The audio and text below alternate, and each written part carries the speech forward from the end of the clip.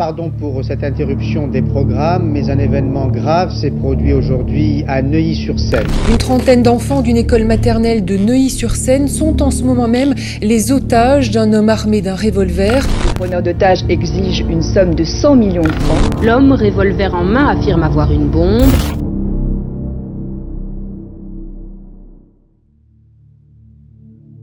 Quand on a connaissance de cette prise d'otage, de cette alerte, au départ, on ne connaît pas encore tous les éléments, mais on sait que ça se passe dans une école. Ce jour-là, quand le téléphone sonne, je suis à mon bureau dans le centre de Paris. C'est ma belle-mère qui m'appelle pour me dire qu'il y avait une prise d'otage et donc il fallait que je vienne rapidement à l'école. Et au début, on se dit que c'est plutôt quelque chose qui va être assez banal, assez rapide. Un papa qui n'a pas eu la garde de l'enfant, qui ne veut pas bien la rendre, et qui donc fait un petit peu de scandale dans l'école maternelle de son enfant pour le récupérer. Moi, j'ai pas du tout, d'après les éléments que j'ai, la sensation que ça va être quelque chose de compliqué. Je pense que c'est quelque chose qui va être résolu très rapidement. Je dois avouer que je me suis trompé puisque c'est quelque chose qui a pris 3 jours. En tant que papa, je me mets tout de suite à la place des parents et je me dis c'est pas possible. J'espère qu'on va faire quelque chose et assez rapidement. J'espère que ça se passera bien. Et après il y a l'excitation un peu de l'intervention par elle-même qui fait qu'on réfrène un peu les émotions pour être capable d'agir efficacement. À l'époque, j'avais 3-4 ans, j'étais en petite section et je me souviens juste du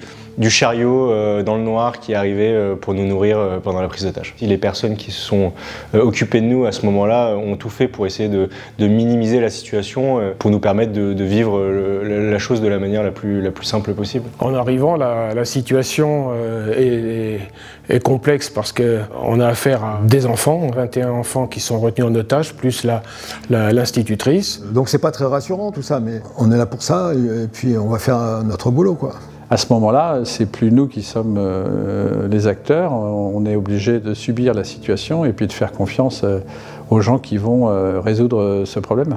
Et puis les parents nous voyaient bien qu'on était des êtres humains, on n'était pas des machines, on n'avait pas l'intention de faire n'importe quoi et on s'auto-rassurait un petit peu les uns les autres. Avec aussi au fur et à mesure un dispositif qui se durcissait au niveau des effectifs de police qui était plus important, d'un hôpital de campagne qui se montait, donc oui, ça nous donnait au fur et à mesure une ampleur du risque qu'on n'appréhende pas dans sa totalité. On ne peut pas imaginer d'ailleurs ce qu'il y a derrière la porte. On constate que l'ensemble des 21 enfants qui sont retenus le sont dans une pièce qui est pas très grande, mais qui a 2 ouvertures. On met une équipe devant chaque porte. Moi, je m'équipe tout de suite pour pouvoir me mettre à une des portes, parce qu'il y a 2 portes. Il y a une porte qui donne sur le couloir, et puis il y a une porte qui donne sur une autre classe.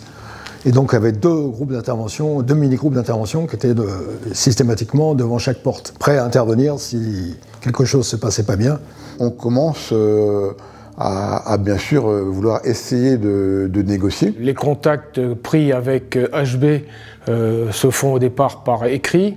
C'est pas facile, on essaie de savoir dans un premier temps quelles sont ses intentions et ce qu'il veut faire. Et Michel Marie, qui est à l'époque commandant et un peu spécialiste pour le reste de la négociation, essaye de prendre attache avec le preneur d'otages, mais c'est compliqué parce que lui, il n'a pas envie de parler, il ne veut pas parler. Et à chaque fois qu'on lui pose une question, il refuse de répondre et il donne une feuille avec ses exigences. Il glisse des feuilles sous la porte en lui disant « je vous préviens, si vous faites comme ça, moi je vais faire comme ça. Si vous essayez de rentrer, je déclenche le processus, l'explosion tout de suite. Avec moi, il ne faut pas jouer, je suis un artificier, je suis un ancien du génie, je connais les explosifs, j'ai une arme sur moi. Quoi que vous fassiez, de toute façon, c'est moi qui suis le maître d'œuvre, quoi. Tout repose sur moi, c'est moi qui décide. » Ce cheminement, il l'a prévu par informatique, parce que c'est à la fois un ancien militaire spécialisé dans les munitions et les armes, mais aussi un informaticien. Il a créé une boîte d'informatique, et donc toute cette savoir en informatique lui a permis de créer des chapitres, des directives, des choses qu'il a envie de faire, avec un timing qui s'est donné. Donc il a dans sa tête un cheminement, qui est donc de faire une demande de rançon en échange de la vie des jeunes enfants, des otages. Il voulait des sommes absolument monstrueuses, hein. Ça représentait 3 grosses malles bleues de voyage. Il y avait plusieurs bâtons de dynamite dans le sac qui était près de la porte de la salle mitoyenne, des explosifs dans l'autre sac près de la porte qui donnait sur le couloir, et également encore des bâtons de dynamite dans une sacoche qu'il avait sur la poitrine. Il avait une poire de l'homme mort, c'est quelque chose qu'on tient dans la main. À partir du moment où on est tué, on relâche et ça fait détonner l'ensemble des explosifs. C'était infernal, quoi.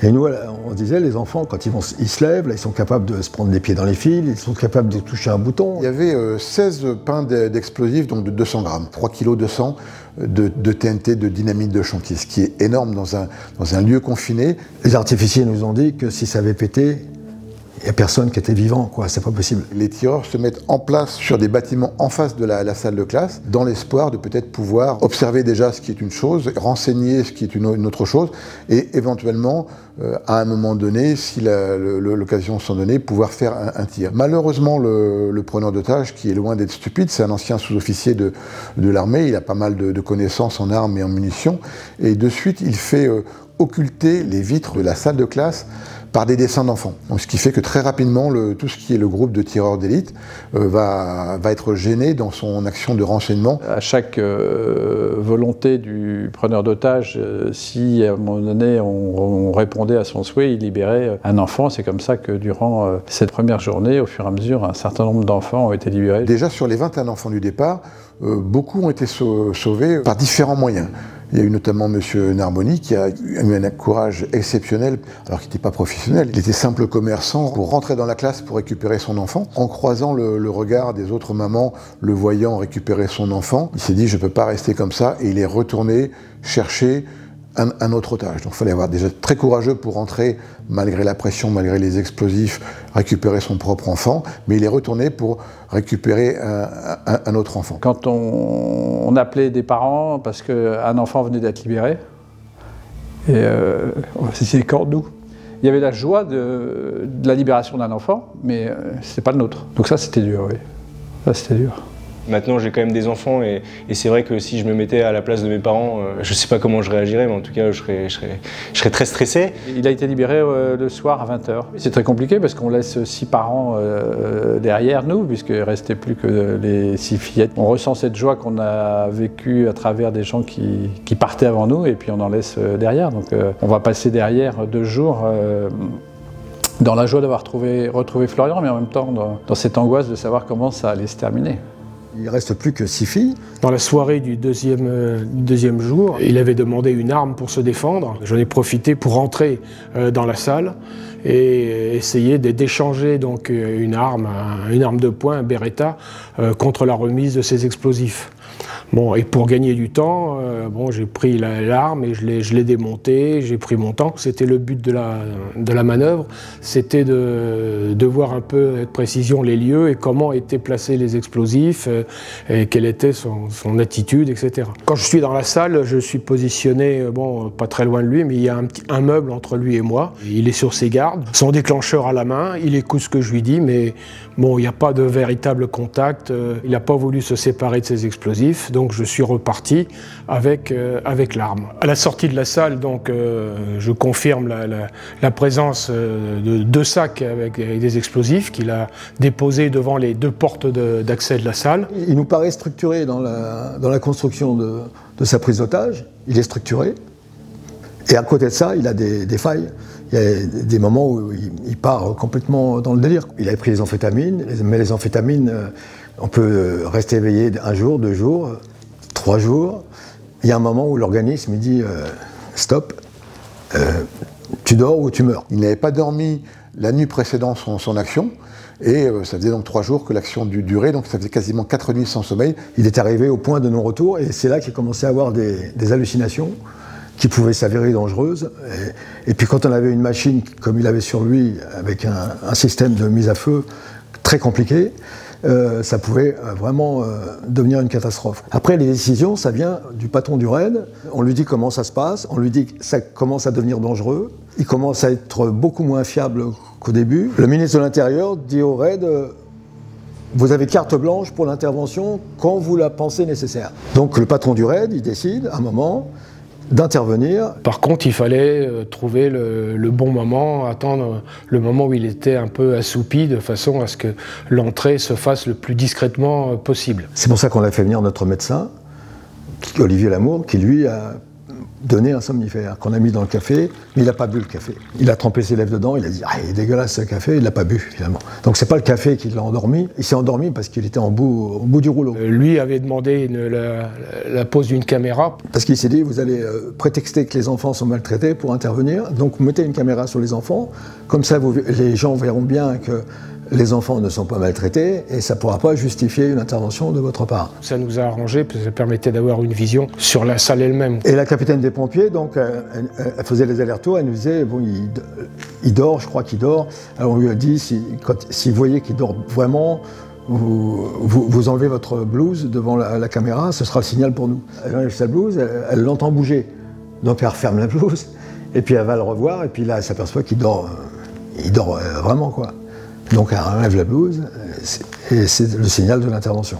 Mon chef de groupe, qui était François Santini, a procédé à l'ouverture de la porte et vérifié qu'il n'y ait pas de piégeage d'explosifs, puisqu'il y avait des explosifs sur la porte. J'ai ouvert la porte mitoyenne, je me suis assuré qu'il n'y avait pas de fil relié, etc. Le sac est mis sur le côté, la porte est ouverte complètement, ça rentre. Quand le groupe rentre et qu'on prend les enfants qui sont cachés sous les matelas, parce qu'on leur avait dit de jouer à la tortue, la capitaine des pompiers leur avait dit de jouer à la tortue. Et nous, on vire les matelas, on attrape les gosses. Daniel Boulanger, qui était le chef de la colonne, me dit, c'est à ce moment-là qu'il ouvre les yeux. Il me regarde et je prends la décision de tirer parce qu'il avait la main dans le sac. Alors, je ne savais pas s'il tenait la poire ou pas. Il met le pied sur le bras en même temps qu'il tire. L'idée était de faire sortir au plus vite ces jeunes enfants, les éloigner du souffle potentiel mortel de l'explosif et donc de les mettre en sécurité le plus loin possible. Quand on a réussi à sortir les enfants, je me suis dit, voilà, tous mes collègues sont sains et saufs, les otages sont sains et saufs. On a donné le maximum de nous-mêmes pour mettre ces enfants à l'abri. On a écrit bien sûr des mots aux différents intervenants pour les remercier de ce qu'ils avaient fait. On a des éléments et des hommes qui se dévouent pour nous protéger et sortir de situations critiques quand arrivent de tels événements. On les a croisés à un moment d'une étape de notre vie où heureusement l'irréparable ne s'est pas produit et donc on les remercie infiniment et indéfiniment.